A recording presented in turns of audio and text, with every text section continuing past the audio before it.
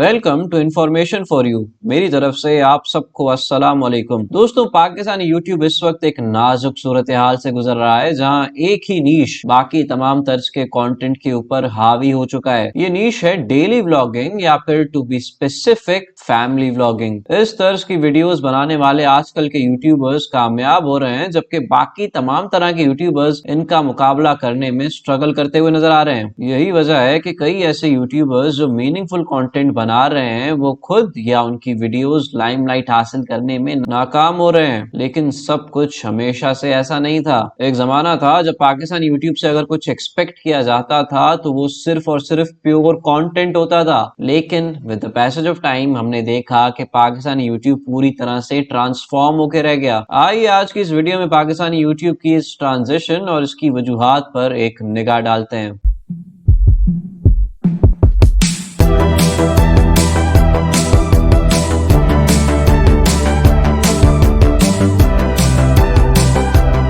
दोस्तों, तारीख थी 18 जनवरी 2016, जब नए साल की खुशी में आवाम को हुकूमत की तरफ से एक नई अर्निंग अपॉर्चुनिटी फराम की गई यूट्यूब के बैन को लिफ्ट करने के बाद। उस जमाने में आपकी पहली वीडियो भी मोनेटाइज हो जाती थी और मोनेटाइजेशन के लिए कोई रिक्वायरमेंट नहीं थी। यहीं से राइज हुआ कई पाकिस्तानी यूट्यूबर्स का, जिन्होंने इस नई फील्ड को एक्सप्लोर करने और अपने आप को इसके अंदर एस्टैब्लिश करने के लिए अपनी क्रिएटिविटी का भरपूर मुजाहरा किया। और यूं अगले 5 सालों में पाकिस्तान यूट्यूब को कई बेहतरीन और डाइवर्स कंटेंट क्रिएटर्स मिले। उन दिनों ऑडियंस प्योर कंटेंट का इंतजार करती थी, ना कि उनके जहन में ये सवाल होता था कि किस यूट्यूबर की बीवी उससे क्यों नाराज है। इंस्टेड इस दौर में हम इंतजार करते थे मोरो के बेहतरीन सिनेमेटोग्राफी से भरपूर व्लॉग्स का, इरफान जुनेजो के सीन्स का, नादिर अली के आउटडोर प्रैंक्स का, जुनेद अकरम की मीनिंगफुल पॉडकास्ट और करंट अफेयर्स पर ब्लंट ओपिनियन का, बेकार फिल्म्स, कराची वाइन्स और साजिद अली जैसे ग्रुप्स की स्किट्स का, अरसलान नसीर के हिलेरियस स्पूफ्स का और रजा समूह की हंसी में डुबा देने वाली रोस्ट वीडियोस का, जिनमें रिलेटेबल जोक्स भरे हुए होते थे। इस जमाने में दो और तरह के यूट्यूबर्स भी खासी शोहरत रखते थे।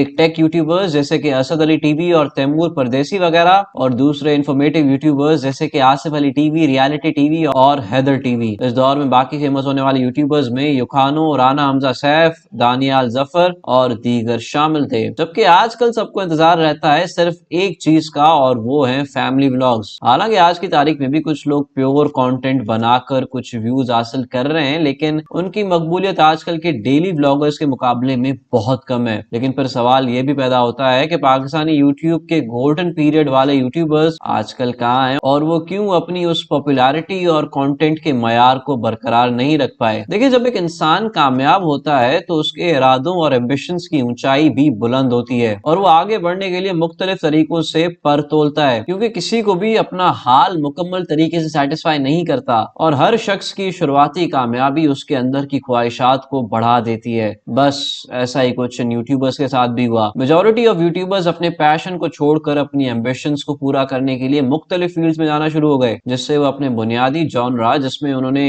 इनिशियली नाम कमाया था, उसमें अपना ऊंचा मकाम आहिस्ता आहिस्ता खो बैठे। किसी को एक्टिंग करनी थी तो किसी को म्यूजिशियन बनना था, किसी को फिल्म मेकिंग में जाना था तो किसी को अपनी ओरिजिनल फील्ड छोड़ के किसी नई फील्ड में जाना था, किसी को मुख्तलिफ तरह के कारोबार करने थे और कुछ को तो मुल्क से ही बाहर जाना था। लेकिन जिन यूट्यूबर्स ने ऐसा कुछ नहीं भी किया, वो भी अपनी पॉपुलैरिटी को उतना सस्टेन करने में शायद इसलिए नाकाम रहे क्योंकि वो बदलते हुए ट्रेंड्स पर ना चल सके और सिंपली अपनी बेसिक्स पर स्टक रहे। इससे उनकी एक ऑडियंस तो बनी रही, लेकिन वो एक्सपैंड नहीं हुई। आइए पाकिस्तानी यूट्यूब की गोल्डन एज के यूट्यूबर्स के करंट स्टेटस का एक जायजा लेते हैं। सबसे पहले अगर मोरो की बात की जाए तो वो इस वक्त फोकस किए हुए हैं म्यूजिक और एंटरटेनमेंट पर, जहां वो मुख्तलिफ म्यूजिक वीडियोस और कुछ शॉर्ट फिल्म्स डायरेक्ट और प्रोड्यूस करते हुए नजर आ रहे हैं। इरफान जुनेजो के अंदर यूट्यूबिंग के हवाले से वो पैशन नजर नहीं आता। रजा समूह एक लंबा अरसा एक्टिंग में सर्व करने के बाद अब जाके दोबारा रोस्टिंग करना शुरू हुए हैं। असलान नसीर भी अब फुल टाइम एक्टिंग जबकि पार्ट टाइम यूट्यूबिंग कर रहे हैं। जुनेद अकरम मुख्तलिफ बिजनेसेस पर तवज्जो दे रहे हैं। नादिर अली का भी ध्यान काफी हद तक पॉडकास्ट की तरफ शिफ्ट हो चुका है, और अब पी4 पकाओ में अहमद خان اور رضوان خان جیسے چہرے بھی نہیں رہے، اور یوں ان یوٹیوبرز کے بدلتے ہوئے انٹرسٹ کی وجہ سے